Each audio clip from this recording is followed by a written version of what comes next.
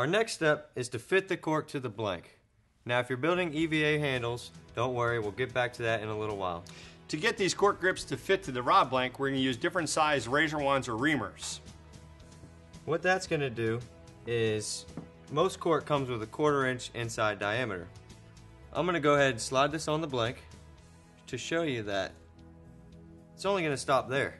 We need this cork to go all the way down to the bottom. And the way we're going to accomplish that is by reaming out the inside diameter of the cork grips.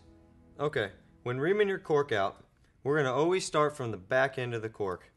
Reason being is this reamer has a slight taper, so does your rod. We want those to match up in the end of the process.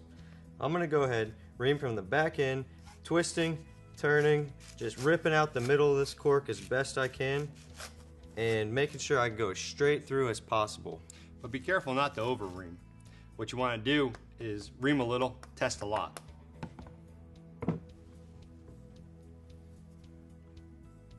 Okay.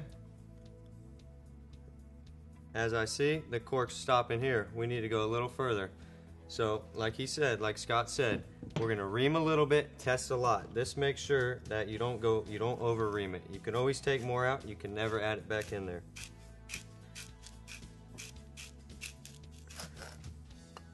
Okay, and I'm also dusting out the cork each time I do this, okay? You can give it a little blow, tap. You want all the dust particles to get out of this. What could happen if you leave them in there is you would have a false sense of security, you could say. The glue would adhere to the cork dust as opposed to the cork and the blank, okay? So as you see, we need to go a little further. And I have a cork here that I actually reamed out already. This one should fit in, if not, we'll ream it a little more. Okay? You want to get a nice snug fit. You should only have to use 2 fingers to pull this cork down, okay? Now you got it right down to the bottom, we're ready for the next step. Now that we have our cork ream to fit our blank, we're going to go ahead and mix up a 2-part paste epoxy to adhere it to our blank.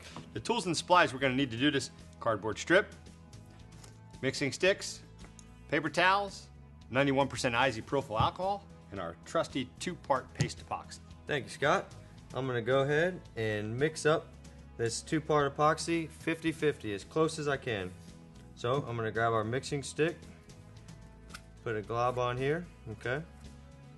Go ahead and grab another mixing stick, and like I said, we want to get this as even as possible. It doesn't have to be perfect, but I have seen some people mix it a huge yellow, little white. Don't do that. Just get as close as you can. Go ahead and mix it together very thoroughly. You know, if you need a guideline, a time limit, just mix it out about for 60 seconds or so. It'll start becoming one color, and if we don't mix it up properly, you're gonna have problems later on down the road with your grips coming loose.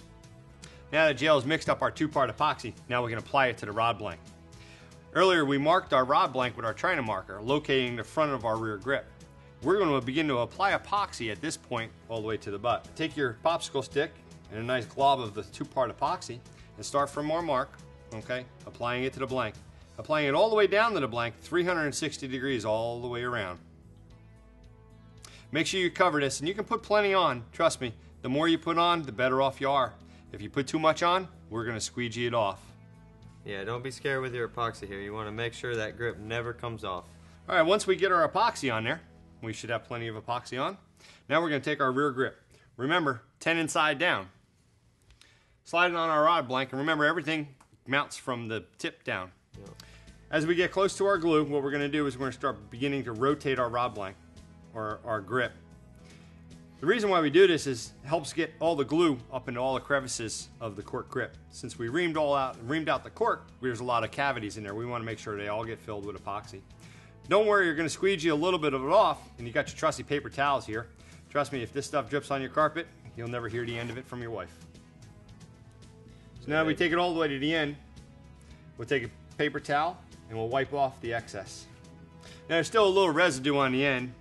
What we want to do, take another paper towel with the 91% isopropyl alcohol, and we're going to clean off the butt.